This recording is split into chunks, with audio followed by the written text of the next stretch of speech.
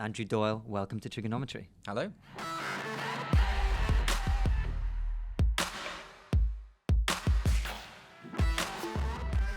Hello and welcome to TRIGGERnometry. I'm Francis Foster. I'm Konstantin Kisin. And this is the show for you if you are bored of people arguing with each other on the internet over subjects they know nothing about. At TRIGGERnometry, we don't pretend to be experts, we ask the experts. We're here at the world-famous Angel Comedy Club, and our amazing guest this week is a stand-up comedian, columnist for Spiked magazine, and co-writer for Jonathan Pie. Andrew Doyle, welcome to TRIGGERnometry. Hello.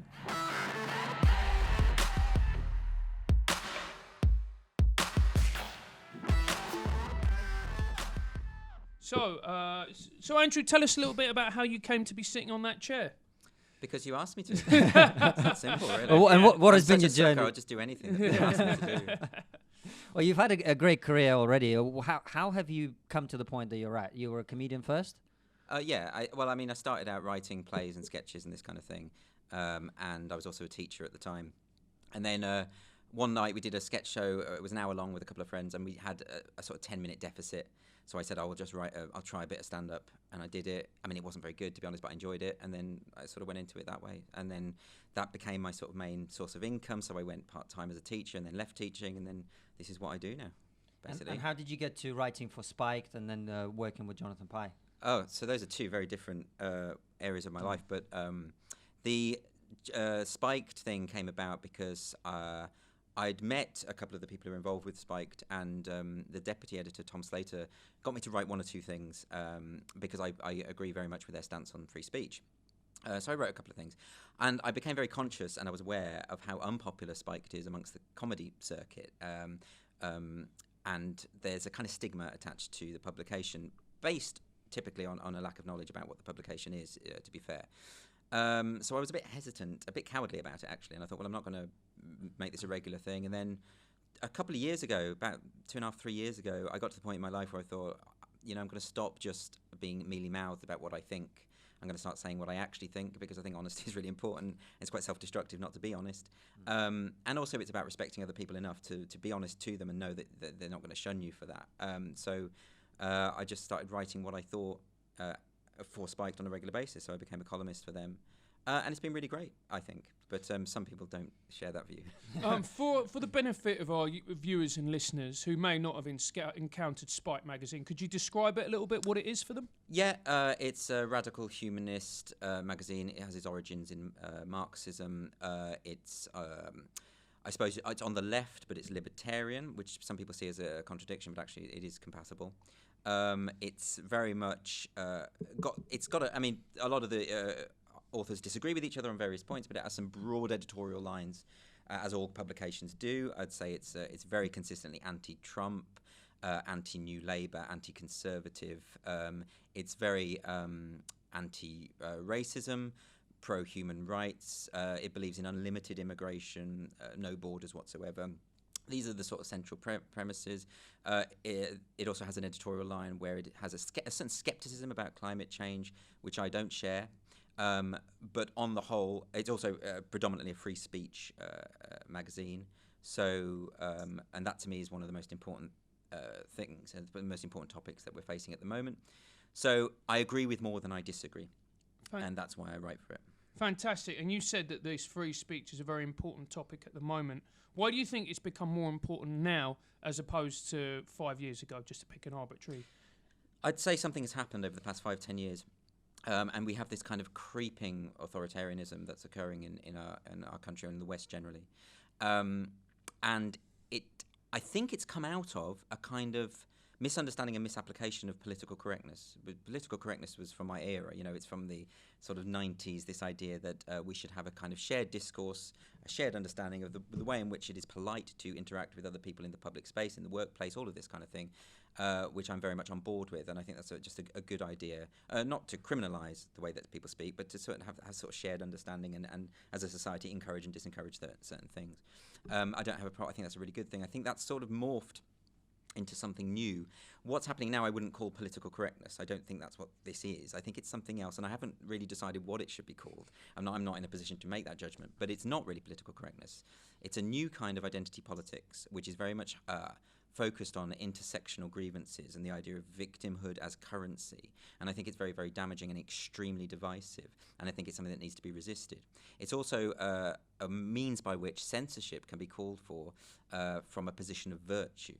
And that troubles me deeply, because all of the civil rights movements, all of the movements from the new left in the 60s and 70s, in terms of gay rights, in terms of feminism, in terms of civil rights for racial minorities, all had at their heart a belief that free speech was essential, because if you don't have free speech, none of those other rights will follow. Now we have a situation where people are prepared, particularly on the left, or what I prefer to call the liberal left, to sacrifice the fundamental principles of democracy and the fundamental principles of free speech for something that is perceived to be a greater good. Which is what? Which is the protection of vulnerable groups. I find this to be not only damaging to vulnerable groups, but it's a surefire way to generate resentment and divide society more and more and more. And we see what happens. Donald Trump is in the White House. I can't think that. I mean, he ran his campaign on the basis of being anti what he calls PC. It's a kind of frustration that you see amongst huge swathes of the population, that they are they're poor, they've got nothing, they've got no hope. They've ever since the Third Way and the Clintons and the Blairs, they've had nothing at all. And all of a sudden, they're voting for any kind of change. They just want to explode the system. They just want to change it. And they're told, while they're struggling and they have nothing, that they're privileged and that they are racist, when a lot of them are not racist. Majority of them are not racist. They're told they're homophobic. They're told they're sexist. And they're continually battered in this way.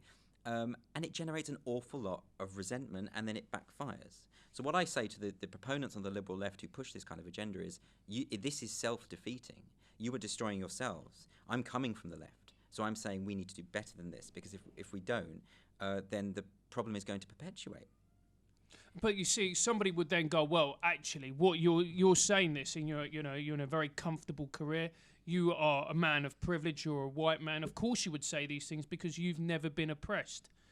There's a huge amount of assumptions in that statement. Yes. Aren't there? Yeah. Firstly, that I have a successful career. I think the jury is very much out on that. If I did have a successful career, I wouldn't be struggling for money all the time. But let's I leave thought you were that about to aside. say I wouldn't be here. Well, there's that. No, that would be rude. That would be rude. I wouldn't do that. I like that. That would be rude. Although accurate, it would be rude. You see, often the accusation of privilege comes with all kinds of assumptions. And what I've noticed is that people who peddle this idea tend to be from very upper middle class backgrounds. It seems to be a very bourgeois concern, identity politics, at the moment. I'm not saying in all cases, but certainly the most prominent vocal elements of the liberal left tend to have double-barreled names, tend to have, I mean, the books that are being published about this stuff where people are desperate for victimhood tend to be quite well-off people who talk about their holidays in the Pyrenees when they were young and all of this kind of stuff. So I don't know where the assumption that I'm privileged is privilege for me. Of course, people face homophobia and racism and all of this stuff, and we need to stand up against that. But above all else, what privilege comes from money, from contacts, from opportunity, from nepotism, from all of the stuff that middle-class people have. Only 7% of this country are educated at private schools, but they're disproportionately represented in the law, in the media, in journalism, in all of the major, in politics, all of the major positions. So really, if we wanted to sort this out societally, we would address that imbalance. So I would never say to someone, you're privileged because you are white. It doesn't make any sense. I mean, when Munro Bergdorf, the Labour activist, said that you can still be homeless and have white privilege, that is an incredibly insulting thing to say from someone who is so privileged, so upper middle class, and has had all these benefits. But as an ethnic minority and trans person, all of a sudden the victim hierarchy shifts. And so someone who's homeless is suddenly is privileged or potentially privileged. I mean, this is a nonsense. So I think we have to think in terms of class. I think if you're not thinking in terms of class consciousness, you can't really self-identify as left, in my view, although a lot of people on the left do seem to think that by focusing solely, and I must emphasize that I'm not saying that tackling racism and homophobia and sexism isn't important. It's key to what I believe in. What I'm saying is it is often done at the expense of class concerns. Now, it would be one thing if we were covering everything. But that doesn't appear to be, or certainly my reading of it, that is not how things are playing out in a practical sense. So if you say to me, well, my argument is undermined by the fact that I'm white, or the fact that I'm male, how do we know that I haven't been disadvantaged in other ways? How do you know? I mean, you don't... Well, I'm curious about that because we were talking just before we started, actually, and I asked you if you're gay because I read that you did a show where you talked partly about that, and I'm curious that you haven't brought that up in defense of your right to speak. which I find Because- interesting because that is the instinct most of us now have, isn't it? To kind of go, wait, I'm oppressed as well, therefore I'm allowed to speak. I think it's irrelevant. And I agree, think it would be yeah. irrelevant if I were a black gay female. I think the argument is what matters. I think this. Okay, so this is where I think a lot of the liberal left are going wrong. It's that they've forgotten how to argue. We don't have critical thinking at the heart of schooling anymore. I used to teach critical thinking at A level. It's really, really key and it's important. The first thing you'll learn from a critical thinking course is as soon as you attack the person and not the argument, you've lost. It's an ad hominem attack. So anyone who invokes your race, your gender, your sexuality has already lost the argument. It's not an adequate argumentative technique. So that, to me, is something we need to get back to. You need to address the point. Okay, so let me give you, for instance. So if you say to me, if I make an argument about identity politics, and you say, well, I don't accept that argument because you're white and you're male, right? What happens then when I introduce you to a woman, a black woman, who is making an identical point? So is the argument suddenly more persuasive? Is that what you're telling me? Now, this is the problem with people who peddle identity politics in its current form. They are undermining themselves. Because if your rebuttal depends on something that is individual about the person you're arguing, then when you are faced with the identical argument from someone who doesn't fit that demographic, you have nowhere else to go, and you've lost. They do have somewhere else to go, actually, because what they do then is they call that person a race trait or a traitor to their gender, or the internalized misogyny or whatever. Self-hating. Yeah, exactly. Yeah. I can think of nothing more patronizing than a woman saying to another woman, well, you're not thinking in the right way. I mean, that is underpinned by a genuine misogyny. Or you're suffering, or you're an Uncle Tom, or you're self-hating. I mean, how dare someone make that assumption about someone? Maybe someone just disagrees with you, and maybe that's okay, right? Well, it's an interesting thing for me because I'm from Russia. That's where I was born in the Soviet Union, but I'm from Russia. And people say to me when in these kind of situations, well, you're white, you don't know what you're talking about. Interestingly, someone who looks like me in Russia, I had people in Russia come up to me in the street and say, in Russian, literally, you are black, go home. Wow. Because people who look like me in Russia are the discriminated against minority. Okay. But no one in the UK could possibly know that without having a conversation with me first. Quite. Right? So they've made an assumption. They've made an assumption based on their experience as opposed to anything about my experience whatsoever. Right. So now that my oppression credentials are firmly established... Yeah. It's a shame, isn't it, that we feel we have to do that we have to establish those credentials. Yeah. It doesn't make any sense. We should be able to talk about ideas irrespective of who makes them, surely. My problem with the whole debate about and what is currently going on in the internet is I think it's quite selfish because I think a lot of these people do it not because they're actually interested in supporting or progressing the rights of ethnic minorities or gay people, disabled or trans or whatever it may be. I think they do it from a purely selfish point of view, whereby they do it to essentially propel their own careers and make a name for themselves. The trouble with that, I mean, that could potentially be true. The trouble I would have with that is I'm very wary of ever trying to intuit motive on behalf of the person I'm arguing against. It's far better to just address the arguments as they are presented, rather than because otherwise you're more reasonable than me. Well, no, but it's all I mean. You might very well be right that there's this underlying kind of because we know, don't we, that now victimhood has power attached to it, which is an odd paradox, isn't it? But the more of a victim you can present yourself as, the more currency you'll have. Now, and there's political clout behind being a victim, and we know that now. But the problem is, if I assume that someone is not telling the truth out of a desire for personal gain, then I am as guilty of the thing I've just accused other people of, which is I'm not addressing the argument. And also, you can defeat the argument irrespective of motive. So it doesn't matter what their motive is, actually. If you've defeated the argument, then job done. So whether their motive is malevolent or benevolent, it doesn't matter. You've still won the argument. So that would be my suggestion in that case. People often impute motive to me all the time. So I make these sorts of arguments, and it's because I'm a self-hating gay man, or it's because I'm a racist, I'm alt-right, all of this kind of thing. Because otherwise they have to deal with the arguments I'm actually making. So it's much easier to mischaracterize your opponent and enter into a kind of straw man debate. That's much easier. People are very hesitant to address what's actually being said. It's a big problem.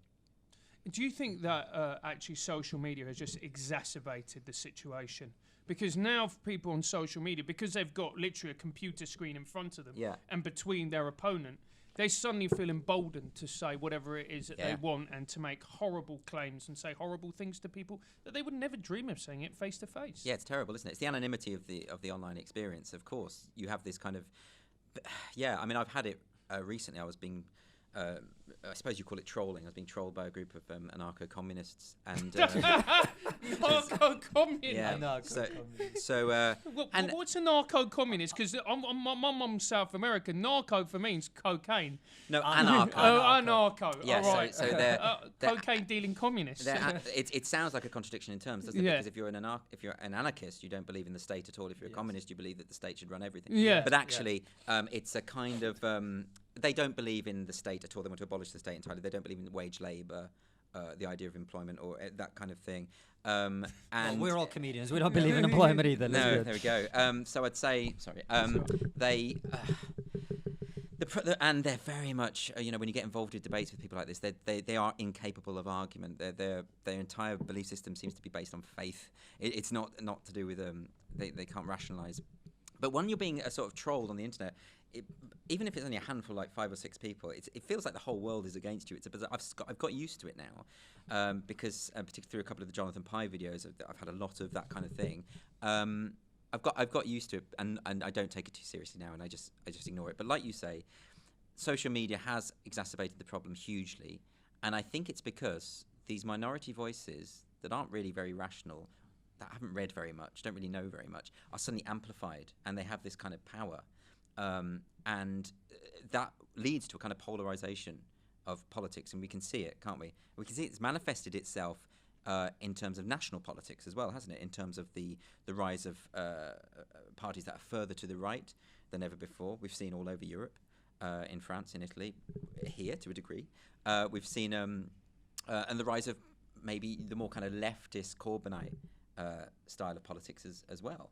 So it works in both ways, and that worries me as well. Is that you're either one thing or the other, and particularly the debates that I see online, it's very much, well, you've disagreed with me on this slight point, so therefore I'm lumbering you in the other extreme, which is very, very, very dangerous. I mean, the example I would give is that because I write for Spiked, and because a lot of people don't read Spiked and don't really understand where it's coming from, it's easy to just say, well, Spiked is an alt-right publication. Now, alt-right means, in common parlance, means white nationalist. It irrevocably connected to white nationalists. So how can a publication that's been consistently anti-racist for its entire existence, that criticises the alt-right explicitly again and again and again, be alt-right? It can only be if you don't understand what alt-right means, or if you're being dishonest about that imputation.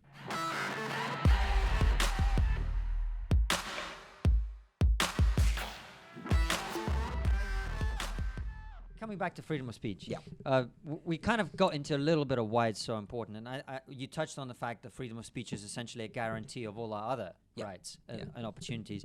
And I wonder how you can communicate that to people in the West now, particularly younger people, because I grew up in my first probably 12, 13 years I spent in the Soviet Union / Russia. Yeah. And I grew up with tales of my grandmother telling me about how she was born in a concentration camp, in a Soviet gulag for political prisoners. Yes. And the reason that she was born in a Soviet concentration camp is that her dad had meetings where they discussed fringe elements of politics. Yeah. And this was reported to the authorities. He was sent to the gulag, his wife much the same. And they spent 15 years each in hard labor camps. Yeah. And in this camp, in my great-grandfather's camp, every morning, the whole population of the camp would be led out onto the ice of the lake. This was in Siberia. Mm-hmm. 3 people would be taken at random and thrown in the icy waters of that lake and killed in front of everybody. Yeah. To remind everybody what happens if you speak out of turn, if you don't follow the rules, etc. This was the price that people paid for speaking their mind. Yeah. Now, I don't think anyone in the West now has any conception of what that's like, right? We have no physical connection to that kind of experience. We don't have grandmothers telling us that. So how do we explain to people who are reading or listening or watching or whatever, that is kind of what happens when you don't have free speech? It's a path down towards that. It's difficult because free speech is something that needs to be fought for in every new generation. It's something that needs to be maintained. And of course, what you're describing is such a horrific, unimaginable experience that we can't share. We don't have anything that comes close to that. I think a lot of the problem is that people of my generation and younger haven't experienced war or anything like this. We haven't had anything like that. So we take these freedoms for granted. Whereas actually we do need to guard against this sort of stuff. And comparatively, the free speech fights that are going on at the moment in this country and in America pale in compared to something like that. Of course they do. So it's very easy to say, well, this doesn't really matter. But of course, these things work in an inch-meal way, don't they? It's one thing and then it's the next, and these things gradually build and build, and we've actually seen it in our country. I mean, now we have a situation where people are routinely jailed for things they say, right? Now, you might say, well, it doesn't matter. It's just a few working-class teenagers making jokes about Madeleine McCann on Facebook. They're not very nice jokes, so it doesn't matter, right? Well, that's the first step, right? And what happens next? The law works in precedence. So then you get more and more people who are at risk of this kind of legislation. And it leads, I know a bit about history, I know where this stuff leads. It starts in increments. So you have to battle it from the you can't just wait until it's gone too far. And I know that sounds alarmist, and I'm not suggesting we're going to end up with a tyrannical government that's going to shoot every third person or something like that. I'm not suggesting that, but I am suggesting it's a possibility, and I'm suggesting that history teaches us this, that individual liberty is worth preserving. But it's an interesting point you raised. I mean, how much do you think, I mean, we'll just touch on Corbyn. Well, my mother's from Venezuela, and I don't know if you know what's going on in Venezuela. Yeah. But we're pretty much going the same way as Soviet Russia, depressingly. If you are seen to be talking or criticising the government, there'll be a knock on the door and you will disappear. Yeah.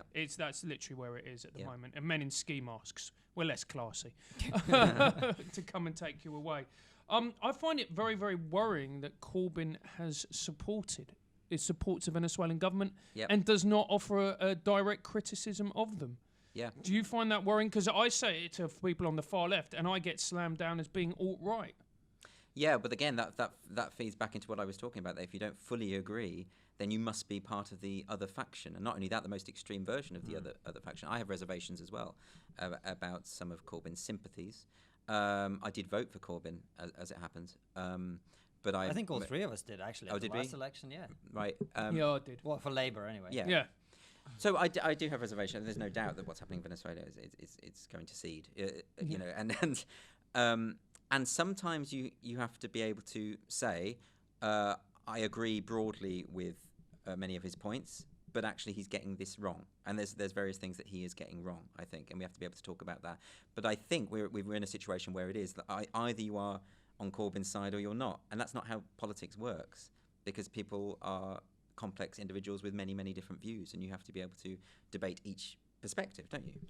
I suppose a counter-argument to what you're saying about freedom of speech is, where do you draw the line? Is it all right to use racial slurs, for instance? Okay. Is it all right for an Islamic preacher to go on a box in somewhere, I don't know, in Bethnal Green, for example, and talk and say that Western civilization is evil, and that it should be wiped from the surface of the earth? Because surely isn't he excising his right to freedom of speech? Yeah, and my instinct would be that he should be allowed to do that. I'm obviously I'm not happy when I hear a preacher. I mean, I've had it. I've walked through. This is playing a victim card again, isn't it? I walked through Leeds City Centre. Someone was shouting about homosexuals, how they all should be criminalised and all the rest of it. But you see, and of course, a preacher calling for the destruction of the West. Right. Yeah. Okay. So these are not pleasant things. Racial slurs, definitely not pleasant things. None of us support it. But I think the price you pay for living in a free society is that some people are going to say unpleasant things. Right, and I think on balance, that is the preferable scenario. Also, I'm troubled by the idea that we will reach a point legislatively where racists and evil people are unable to out themselves as such. I'd rather know who they were. I'd rather know where they are, and I'd rather they were expressing themselves, because that way we can combat it. Otherwise, what you do is you drive it underground. You don't ever defeat an argument by censoring it. Anyone who knows anything about the history of censorship knows this. Often you draw more attention to it, in fact. You give it power. It's called the Streisand effect. You give it a lot of power. We've had it this week. The BBC, Radio 4 are going to broadcast a full transcript of Enoch Powell's Rivers of Blood speech. Now, this was going out to a Radio 4 audience. No one would have noticed, no one would have cared, right? I'm not saying there aren't people who listen to Radio 4. I've written for Radio 4. I like Radio 4. But look, let's face it, these people aren't going to go out and go on a big rampage, right? But because of the complaints and the Twitter storm that's happened today, everyone's going to listen. Right, so you've just drawn attention to the very thing that you're not happy about. That's all that's happened there. So I would say, in terms of free speech, we already have laws about harassment. If you are harassing someone or libeling someone, I mean, there are debates about whether our libel laws are too stringent. I suspect they probably are, but we have those laws in place. I don't think that it's sensible to curtail speech out of fear that it might influence people in a bad way, because what you're doing then is you're allowing the perpetrators of crimes to not have responsibility for their own actions, which I don't think is right. So I'm actually very skeptical about the concept of hate speech, full stop. Because if somebody calls for you to go out and beat up gay men, and then somebody does that, the responsibility must lie with the person who did it, not with the person who said it. So you actually think people should be allowed to incite violence? I think it's a really difficult question. I think on balance, I think probably I don't want to see anyone criminalised for what they say or what they think. I think it's truth. It's interesting because I personally wouldn't go quite that far. I think for me the cutoff is definitely the incitement to violence. If you're calling for other people to commit actions which are illegal, right, then that shouldn't be allowed, in my opinion. Yeah, but you would go further than that. I think I would. And just because I think we have to get back to the idea of individual responsibility. I also don't believe that people are these mindless drones that are just going to be influenced in this way. I have a much greater faith in humanity than that. I think we have autonomy. I am uncomfortable with anyone calling for violence. Very uncomfortable with it. I despise it. And I think protest, ridicule, these are the weapons to use against people like that. As soon as you shut them up, lock them away, you give them this odd kind of martyrdom that they don't deserve. You give them this glamour. You end up propagating the ideas that they're attempting to spread. So that's why I'm willing to be persuaded differently. My instinct would be to never police people for what they say or what they think. It's interesting. Well, let's talk about, you mentioned hate speech. Let's talk about a couple of incidents that have happened in the UK recently. And, the Count Dankula thing, for example, has been talked to death, and we don't want to really spend too much time on the guy himself. But there are some implications that came out of that court case, particularly, which I think are hugely relevant to society. Do you want to tell the listeners and viewers, first of all, what actually happened briefly, and then... Yeah, very briefly, because it has been covered, hasn't it? Very briefly, a man in Scotland called Marcus Meekin created a YouTube video where he taught his girlfriend's pug to perform a Nazi salute and to react in an excited way to the phrases "Gas the Jews" and "Sieg Heil." And there's even a moment where the dog is watching an excerpt from Hitler's speeches, etc. So that's the joke. I'm really trying not to laugh because I have watched the video and it's unquestionably funny. If you laugh, you're a fascist. So, I mean... All right, mate. My Jewish great-grandfather died fighting the Nazis. Let's get that in. It's all fine. I'm allowed to laugh. Very interesting. I run a comedy night every month in London. We played the video last week and we actually prefaced it. The host prefaced it by saying, this probably isn't very funny. I mean, he didn't think it was funny. He said, I'm not going to tell you what to think. And then we played it, and the audience laughed a lot. Because it's a Nazi pug. Where did you find so many Nazis? I know. Yeah. It's very funny. With a Jewish host as well. It's very interesting. But it's a pug. And I think whenever this argument comes up, we have to keep in mind it's a pug. Yeah. Okay, now, people who haven't seen the video, will tell you that it's the repetition of the phrase "gas the Jews." It's a horrible phrase. That's the joke. Because it's a cute pug, and the joke is that he's using this really, really ghastly phrase that anyone would find inexcusable. But that is the joke, okay? Yeah. So whether you find it funny or not, or whether you find it offensive or not, is beside the point. No one with a reasonable IQ could ever deny that the intention was to be funny. Now, what is troubling about this particular ruling? And I don't want to get into the debates of whether it's funny or not, or whether it's offensive irrelevant, or not. Isn't it? It's Isn't irrelevant. That completely irrelevant? It is irrelevant. The whole point about defending free speech is you have to defend it when people are saying things you don't like. Exactly. Otherwise, it's not free speech. The prosecution's contention in this case is that he is using humour as a guise to disseminate anti-Semitic hatred. He's using a pug. Can we just remember that pug? Have to keep saying that. Okay. And they are the stupidest of all the dogs. Well, there we go. I wouldn't know about that. But if you are serious about propagating Nazism, you're not going to use a pug. You're just not. A German Shepherd, maybe. Yeah, exactly. So it is. Right, first triggering moment of this podcast is well and truly done. It is an important point. I think that this particular case is a new benchmark. As I've said, there's lots and lots of cases where the Communications Act has been used to jail people for making jokes. It happens all the time, but we don't hear about it. Certainly people are prosecuted and investigated all the time, and there has been jail time served. We don't really hear about it. this case is a bit more significant. Firstly, because the man in question self-identifies as a comedian. Again, there's all debates about, well, I don't think he's a comedian. It's irrelevant. But he's put up a comedic video. So that's the first thing. Secondly, the court has said explicitly that intention and context do not apply and do not matter. Well, if that is the case, then anyone making a joke could be in trouble. Okay, so Can you just say that again? Because I think people don't quite understand the whole meaning of that. Yeah. The context and intention do not matter. The court said they decide the context. They do not believe his intention. They decide the context. It doesn't matter. It's the repetition of that phrase. Now, bear in mind that this video went viral. There were 3 million views, not one complaint, because people aren't stupid and they got what it was. Okay. And then comes the argument, well, this is offensive to Jewish people. Who gets to decide that? Because there's an awful lot of Jewish people who found it funny, right? So there's that.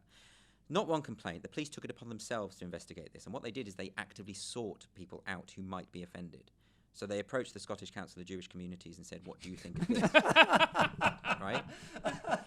And then what happens is, of course, they say, I find it offensive. Well, that's their right. Yeah.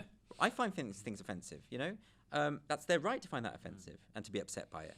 Okay? But it's not the state's right to then imprison someone for it. Then, once the man from the council from the Scottish Council of Jewish Communities testified in court, then you have these awful people online sending him anti-Semitic messages and abuse, which is a terrible thing to happen, right? But then the media retrospectively pretend that those messages came out of people incited by the video. It didn't happen, but it came out of the testimony. I'm not in any way defending the abuse, but let's get the story right. People aren't watching this pug video and going out and thinking, right, I want to attack Jewish people. It's never happened and it wouldn't happen. So it is very, very troubling. But this is the point I'm making about hate speech and why it is so dangerous. Now, it's all very well you saying an imam standing up and calling for the deaths of homosexuals. It's a pretty clear cut. This is a nasty, horrible guy. Now, look, I don't want to live in a society where that person exists or says what he says, but I'd rather live in that society than a society where people can be thrown in prison for what they say. And that's why I make that point. Okay, and I know that some of you are uncomfortable, or you might be uncomfortable with that, but that's my broader point, which I'm willing to be persuaded out of, if you can convince me. But in this case, the court decided that the repetition of the phrase, gas the Jews, without context, without intent, is tantamount to hate speech and incitement to violence. That was their conclusion, right? So what we have here is a kind of concept creep, right? And this is why I'm also troubled by hate speech. Because what if you have that sort of case where we could say, oh, that man is obviously hateful and awful, and we put that under the bracket of hate speech, who then decides that me making a joke isn't hate speech as well? Because the parameters are constantly shifting, because the window is constantly getting bigger and bigger, then there comes a point where we're all potentially within that window. And that's why it's probably better on balance to not have hate speech legislation at all, because the potential for abuse is too great. The Metropolitan Police have a guideline which you can check online about what hate speech is. And their definition of hate speech is that irrespective of the intent of the person, so long as someone deems something to have been offensive and also perceives that the person did it out of prejudice or hatred for their sexuality, race or gender, that is enough to qualify as hate speech. So even if the person did not mean that, even if it was unintentional, it can still be a crime. So it is so nebulous that nobody in a free society is safe under that legislation. Okay, now I'm willing to have the debate about, well, someone calling explicitly for violence. That would be one thing, but I'm not confident that the state or the people in power or the police understand the difference between someone calling for violence explicitly and someone making a joke on Facebook. Well, that's the interesting thing, because I was discussing this incident with Count Dankula with other comedians on Facebook and different things. And there were a lot of people I found who were very happy to defend the court's decision. Yeah, lots. And their argument seemed to be, well, first of all, I didn't like the joke, which, as you say, irrelevant. Yeah. But the other thing is, one incident in particular just blew my mind. I was talking to somebody, and they said, well, the thing is, I don't think he should have gone to prison. He just needed to get a clip around the ear, old school style, and just teach him a lesson. Were you talking to my dad on Facebook? All the time. What do they mean? Well, and I said, well, you are now inciting violence, sarcastically. But yeah. Right? And they said, well, context matters. And Well, I said, then well, that's that's it. the whole point. The court ruled that context doesn't matter. Yeah. And people seem to miss this point entirely. If context doesn't matter, then even us discussing it, I've quoted the phrase he used a number of times. Right. If context doesn't matter, then I've just incited anti-Semitic hatred. I just like to publicly disassociate myself from anything that happens to But Andrew. I would do that because I'm alt-right. Yeah. You know, It's I a mean, good point. people don't listen. So, Yeah. But yes, you're right. I'm fully understanding of comedians who don't want to ally themselves with this guy. I understand. I'm not saying that if you don't.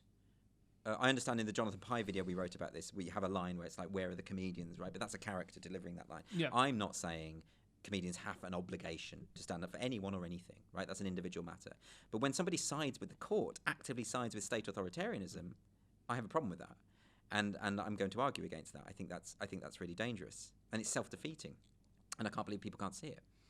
One of the interesting things for me as well is this notion, and not just in the cantankerous thing, but more broadly in society, there is this idea somehow that words can be violence. Words are violence sometimes. So people talk about the fact that basically it's like a forced continuum almost. Like, first of all, you call me a derogatory name, and if that's okay, then you do something else, and if that's okay, then you're going to punch me in the street. Yeah. Now, how do you... What are your thoughts about We that? have to be able to separate words from violence. I mean, we all grew up with the phrase "sticks and stones may break my bones, but names will never hurt me." Now we believe the opposite. Why? Nobody is denying that words can cause psychological harm. Some of the most distressing experiences of my life have been from things that people have said, not things people have done. So nobody denies that, okay? But there has to be a distinction between words and violence, because when you are upset by words, it is something that you have emotionally done. It's a way that you have interpreted something, okay? A physical attack is a different level, isn't it? I would have thought. Well, I mean, the problem is as well is that certain words that some people use, racial slurs, they do cause damage, and they are almost a form of violence. Could you not agree? Like if it's like if someone hits you on the head, they're damaging your brain. Yeah. Right. If someone says something nasty, I don't agree with this argument at all. But I'm just propagating. Like for instance, like for instance, if you call an Asian person a Paki, that means that is a form of violence, is it not? That is you trying to intimidate them. Yeah. That's you trying to upset them. That's you trying to engender in them a negative reaction. You're trying to hurt them. What you've just described is unforgivable antisocial behaviour, not violence. I don't see them as the same. I think it's a failure of socialisation as well. I mean, I believe in adult autonomy 100%, but I believe at schools we need to have the debates about how children are socialised, what terms are. Then we need to be able to register objections to certain terminology and the ways in which we express ourselves, and just treating people with respect. That what you were describing is someone who has not been successfully socialised, I would say. But I think we have to draw those distinctions. I think we do, because for one thing, it's often used as a pretext to justify preemptive violence. So like Antifa, they're doing now. A good example. So they will say words are violence. So that justifies us pepper spraying a Trump supporter. As happened in Berkeley, I think. As happened in Berkeley and many other places. It justifies us kicking down the doors and charging into somebody's meeting or someone's peaceful discussion event. Right? It justifies the violence then. That's dangerous. So that's why I think we have to have, whilst we have an acknowledgement that words hurt and that we should be encouraging as a society responsibility in the way that we express ourselves and how we express ourselves, and calling for empathy and all of the rest of it, really important. But again, the dangers, the implications of conflating words and violence are too dangerous to contemplate, and therefore we have to be able to make the distinction. Well, one interesting thing that just occurred to me in relation to what you said, Francis, is that actually you don't need to use derogatory terms to hurt someone's feelings. No. Really. You could insult someone or really hurt them psychologically by using perfectly normal language. Yes. That's not insulting in and of itself, but you are diminishing their status or whatever it is that you're doing. You could insult someone and hurt them just by speaking normal words. Yeah. But in many ways, those words are a shortcut, aren't they? They are. So, for instance, like if you use I'm not going to use the word, but use a racial slur against a black person, that is a word that we all know that has been, used as a derogatory term for generations and comes from horrific oppression. Yeah. And immediately it's a shortcut for you to say to them, you are inferior to me. Right, so it has baggage. Language has baggage, and it has implications. And nobody, I don't think anybody is denying that. And so it is difficult. But I think your argument, though, is based on this utopian idea that if we police people's language and the words that we are and are not allowed to say, suddenly we will fix society. And all of the people who have these instincts that are unpleasant will disappear. But it won't happen. It won't happen. And I think I'm more comfortable, I don't like it when people use horrible words against me, as they have done many times. It's a horrible experience. It's really unpleasant. I'm quite a sensitive person, in spite of the fact I probably don't seem that way. But, in a sense, that is part of life, that human beings are complex creatures, and some of us are not going to be particularly pleasant creatures. You learn who to avoid. You learn how to get out of certain situations. I just think the implications of criminalising speech are so vast that, and I'm not saying we tolerate these sort of people who use this kind of language. You challenge them, or you reject them, or you don't associate with them. All of the rest of they become pariahs. Thankfully, I think that is the case. I mean, I think if you start going on Twitter and using racial slurs, you're not going to get a job anywhere anytime soon. That you will be a pariah. We live in a society where that is the case. It's become the case. Would you not agree with that? I think we are. Definitely. No, I don't know anybody. I could literally not name anybody that I've ever encountered on a personal level who thinks that calling a racial minority a term like that is acceptable. I wouldn't associate with that sort of person. It's something I think racism is just unforgivable. I couldn't be a friend or even an acquaintance with someone who had those instincts. But isn't also part of that in that you live in this sort of, again, I'm going to use terms, but lefty liberal bubble in London, where all your friends are, part. I'm generalising. But do I? Yeah, I don't know if I do. I mean, this is a big assumption there. Yeah. I wouldn't agree with that. Yeah. I mean, partly because of my family background, that I know people from all sorts of walks of life. My family are not from this London metropolitan elite. They're sort of working class Northern Irish people. Yeah. This isn't, and I'm not saying that gives me license or whatever, but I'm just saying that my experience of people is perhaps a bit more broad than you assume. Yeah. But even if it wasn't, my opinion I think would be the same.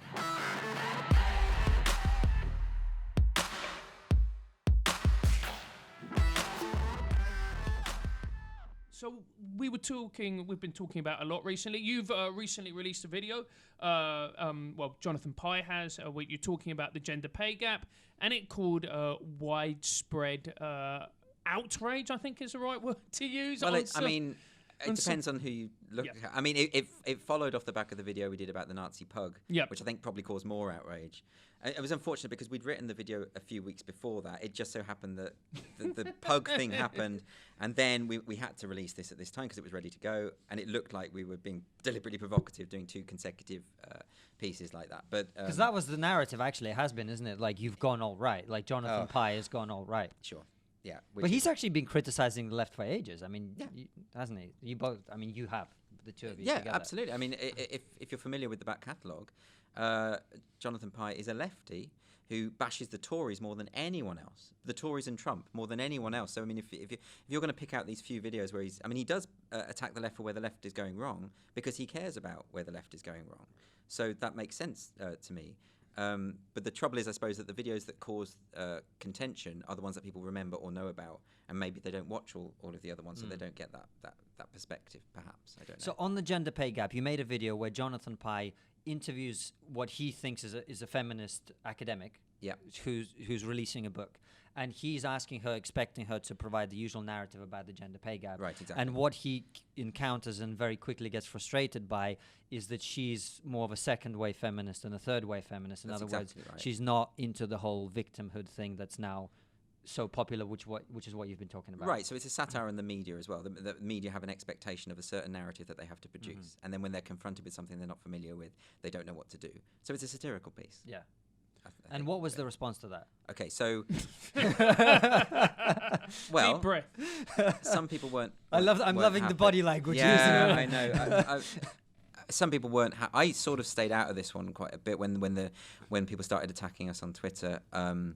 But yes, there was a bit of a backlash from certain feminist groups and from certain feminist figures. And comedians more than anything. I mean, I didn't get involved, but I am aware of lots of threads that appeared on Facebook in which I was described as an alt-right, anti-feminist, all the rest of it, because friends of mine keep sending me screenshots and say, look what these people are saying about you, and it's good to have friends, eh? Yeah, they seem to take a certain delight in it as well. It is odd. It's odd that for a start, a piece of fiction, a piece of satire can generate that kind of response. But it's also, I'm up for the debate. You know, if anyone wants to email me and say why I'm wrong, great, and we'll talk about it. You know, And also, what was very interesting, on all these threads I saw, all these arguments, not once did anyone present a coherent counter-argument to any argument that was made in the video. Not once. It was just ad hominem. It was just, you're alt-right, you're anti-feminist. Well, I'm not. And I always called myself a feminist, always have. I worry now that to use the word means that, because the word is so currently being used to describe a kind of victim-centered feminism, whereas I believe feminism is about equality and empowerment. And unfortunately, that makes me an old-fashioned kind of feminist. But on the other hand, I shouldn't allow people to misappropriate the word. So in a sense, I should hold on to it. But so that's what we were. I mean, the character in that video is, as you say, a feminist who hates the fact, for instance, that the BBC have promoted an app for your phone that will help women to speak up in meetings. And we make the point that this is horribly patronising. I mean, some of my female friends found this the most disgusting thing, but it's hailed as the BBC as this really progressive, wonderful thing. I would say that victim-centered feminism, although the people who promote it are not, of course, misogynists, but the premise of it is misogynist. The premise of it is that women are weaker and need extra protection, and that's why I don't agree with it. It's interesting because some of the episodes we'll be releasing probably after this one. We've talked to several very accomplished women who've been political advisors or economists or business people, and some of the stories they have told us is there's unquestionably discrimination against women, right? It does happen. There are situations in which women are paid less, not only for the same work, but actually for jobs that they do better than the men who are there competing against. And when that happens, it is illegal and tribunals ensue. Right, so not always. That's been from what we've been told. For the most part, when you have, but also nobody is suggesting. I've certainly never suggested that there isn't discrimination against women in the workplace. In fact, the point is made explicitly in the video. I've never suggested that. Well, I'm not saying you have suggested it. What I'm actually saying is that has been the smear that's been used against the whole video, which actually tries to make some factual points about the causes of the gender pay gap. If you want to boil down the main point of the video is actually about media. It's actually sat around the media. The Sky News survey that found that 70% of people in this country believe that women and men are routinely paid differently for the same work. Now, that is factually incorrect. And it wouldn't be a story if it was just a few people. But the fact that it's 70% of people, now that suggests that the media is misrepresenting this, and they are misrepresenting this. The headlines, in all of these stories that Tom and I came across while we were working on this, it's always men at HSBC paid more than women, etc. Men at Ryanair paid more than women. And then the articles themselves would explain why.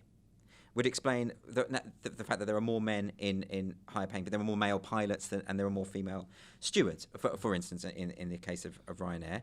And the person who flies the plane generally gets paid more than the person who makes the tea, right? Yeah. Now, that happens. Then you have another debate about, well, why is that the case? Right? But that's a different debate. Why is it that women tend to make different choices, or why is it that women tend to end up in different jobs, right? And doubtless there's an element of discrimination involved there. There's all sorts of possible variables going on there. The video does not make a distinction about that. The video actually says, fine, let's have that debate. Let's have that debate.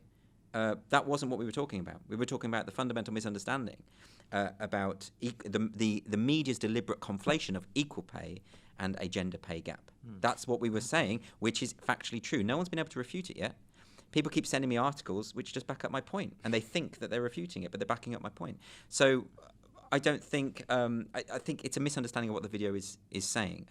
I'm all for having debates about structural imbalances. Is it are there sort of these I'm very skeptical about it, because I've studied post-structuralism and I think it's a very reductive view of the world. And I think what we're seeing at the moment is a kind of watered-down, half-understood version of this Foucauldian idea of power networks that sort of infest society. And I'm very skeptical about it. And I think power explains some things, but it doesn't explain everything. And it certainly doesn't explain most things. I think it's so. The problem with the current ideology is everything is to do with power. So first we work out whether you're female, male, whether you're what race you are, what sexuality you are. Then we try and put you on a kind of grid to see where you fit in the power structure. And that's how and we forget about class, forget about money and opportunity, get rid of that, doesn't matter. And all of these things are intersecting, okay? And then we kind of work out where you are, and that explains everything. Like every ideology, which is a simplification of the world. That's why anyone who subscribes to an ideology wholeheartedly is failing, because it is inherently simplifying, oversimplifying very complex ideas. When you try and explain everything away because of power structures, these nebulous power structures that we can't pin down, that is not a convincing stance in my view, because it must ignore all kinds of factors. So that's what we're sort of... So actually, we were trying to open up a debate. We were saying we can all agree, and we can all agree, I think, that it is illegal to pay men and women differently for the same work. That is a fact. So let's just start by that at that point, and then we discuss why people end up in different roles. That's a different debate. We didn't have that debate. But people attacked us as though we were saying there's no such thing as sexism, there's no such thing as discrimination, we don't need to talk about it anymore, right? That seemed to be the criticism, which is a fundamental misunderstanding of what the video did. And again, what it shows is that people are just so polarized that all they can do is oversimplify their opponent's view, and then attack a straw man argument. Just attack a point that neither Tom nor I were saying, right? Do you think a lot of the reason that these sort of arguments happen and people get so upset is because they don't, like you said, they don't engage with the point you're trying to make, because that takes time. Yeah. Really, I mean, I'm sort of probably average in terms of intelligence, but in order for me to really understand an argument, I have to read something 3 or 4 times. Yeah. I have to go away and I have to think about it and I have to mull it over in my head, you know. Whereas it's much easier to go and read something, to then have an emotional response to it, and then do a rebuttal in 40 seconds, whatever it is, or a minute. And actually, it takes real time for something to be able to truly understand something. Well, that's why we do the show, is because we're trying to get to the bottom of some of these issues. You can't have a debate in 280 characters. No, you can't. No. Like, so absolutely that's right. Partly it is people don't know enough. They often, some of the debates I've seen about this video, people literally do not know what they are talking about. And I bet you a lot of them haven't seen the video. Well, there's that possibly. I don't know. That's been my experience with a lot of these discussions. A lot of people argue about stuff they haven't actually watched. That's almost certainly the case. But I'm willing to accept that come at me with the facts, and let's talk about the facts. And maybe I'm wrong, and then if you present facts that prove I'm wrong, so be it. I accept that. But yes, you're right. It's an oversimplified form of argument, and that is it is hard, isn't it? It is learning about stuff and. But this is it. You know, like when people talk about the gender wage gap. I mean, I wouldn't get involved in it because I don't know enough about it. Right. I'm not. I mean, I read like the Guardian. I read the Times pretty much every day, but I wouldn't say that I'm an expert on it. It's surely not enough to then go and spout my opinion all over the internet. Well, also, you wouldn't assume that someone who's raising an objection is inherently evil for doing so. Oh, right? yeah, I would with that, Okay. The interesting... Sorry, Andrew. The interesting thing for me I wanted to ask you about this video as well was that one of the main arguments that I saw being made about it was that here were 2 men who'd got a woman to spout their misogynistic opinions for them. Yeah. And one of the interesting things that I pointed out was, have you considered the possibility that maybe she agrees with what she's saying? I mean, I don't know if the actress that you had agrees or not, but that was the argument that I saw popping up probably more than anything. Well, I mean, it's very patronising, isn't it, to assume that a woman who did an acting job didn't consent to what they were doing. I mean, it's a bizarre thing to me. And also, again, I mean, this goes back to what we were saying about identity politics. Well, if you're saying that this argument is invalid because it was 2 men who wrote the script, what happens when I can introduce you, as I can, to women who have similar feelings to the character? I could introduce you to a number tomorrow. Well, we know that. So right? internalized misogyny. I mean, right. Yeah. Oh, it's internalized misogyny, which again is a point that we recognised in the video. And because she dismisses that as patronising bollocks. It is patronising I think bollocks. that's what she says. But that's exactly what it is. Yeah. It's another strategy to avoid the argument, right? So I call you alt-right. I say you're suffering from internalized misogyny. Therefore, I don't have to talk to you. I don't have to bother engaging with the argument. It's a strategy. It's not good enough. So yeah, that you're right. I heard that again and again and again. It's the flaw of identity politics in its current form, is that it can't see beyond the person to the point. It can only focus on that, and it's why anyone who peddles those kind of politics can never win an argument. They think they won it, but they didn't win it. And also, no one is persuaded that way. No one. So where do we go? I mean, we've got a couple of minutes left. Where do we go from here? It sounds pretty bad, right? We're in a pretty difficult situation. I think education is the key. I really do. I think we need to reinstate critical thinking at the heart of the national curriculum. I think kids need to be taught that insulting someone or resorting to ad hominem attacks means you lose. the assumption that people are wicked because they don't think the way that you do. We have to rid ourselves of that. That's not happening. The opposite thing is happening right now. People right? are So how do we down. counteract what's happening now? I don't know. But I know what I want to happen, but I don't know how to make it happen. We need to stop the polarization. We need to stop that somehow. I mean, if you say, we've got into kind of camps, into tribes, haven't we? So, for instance, if somebody tells you their position on abortion, I bet 99% of the time you could guess what their position on every other political point is, right? Similarly with Brexit, right? People don't like me claiming to be on the left because I voted Leave, for instance, and they can't reconcile that. For me, on a personal level, I can't reconcile voting for a right-wing corporate body to be anything other than a right-wing thing to do. So I can't reconcile being on the left with voting in favour of the EU. I can't. So, but that's my view. It's a separate issue. But the point is that the assumption is made. Okay, I write for Spiked. Okay, alt-right. Yeah. I voted Leave. Okay, right-wing. Right? You're completely wrong about this, but it doesn't matter because your simplified worldview, you can only deal in confirmation bias. You can only deal in your own assumptions being played out, and therefore you don't bother addressing your opponent properly and in an adult manner.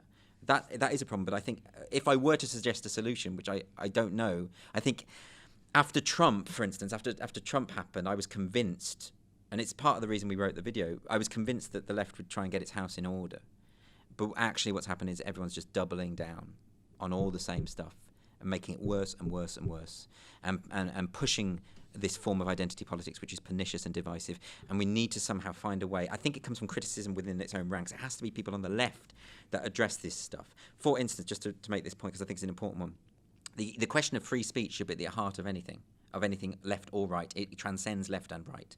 But because the left have continually eroded free speech or allowed it to be eroded, and in some cases pushed for its for it to be resisted, what you find is when people mention free speech, you assume it's a right-wing person. When I set up this free speech comedy night, and what we really mean by that is that you don't self-censor, we're encouraging people not to self-censor. The Sunday Telegraph wrote an article saying, thank God we've got a right-wing comedy night. Right? Now, it's run by two lefties. We do have some right-wing people, very few, because you couldn't fill a bill.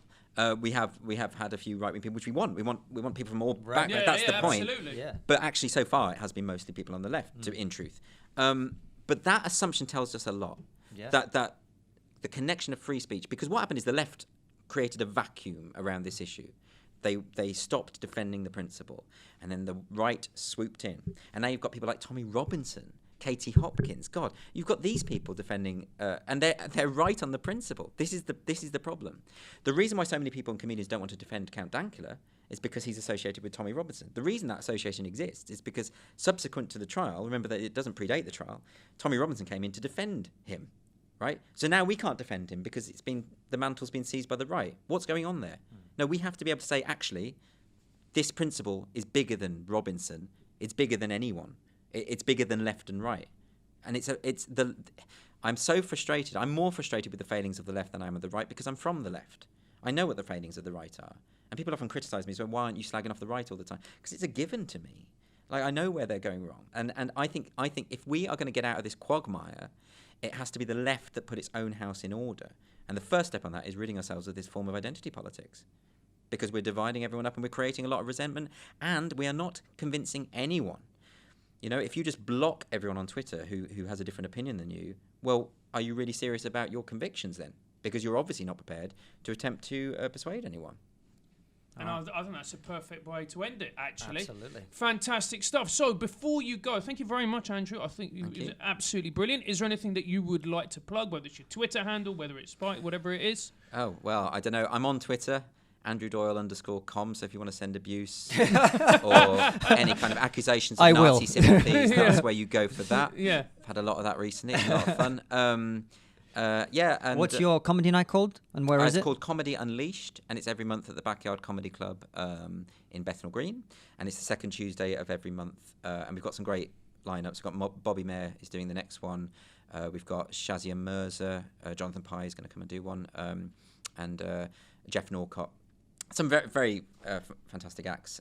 So yeah, do come along to that. I've got a show on at the Soho Theatre in July. Can I plug that? Yes, of course you can. Yes, you're plugging it right now. The cameras are rolling. Great. Just it's called Thought Crimes. obviously. And What's that about? Yeah, who knows? Just a random title I just chose.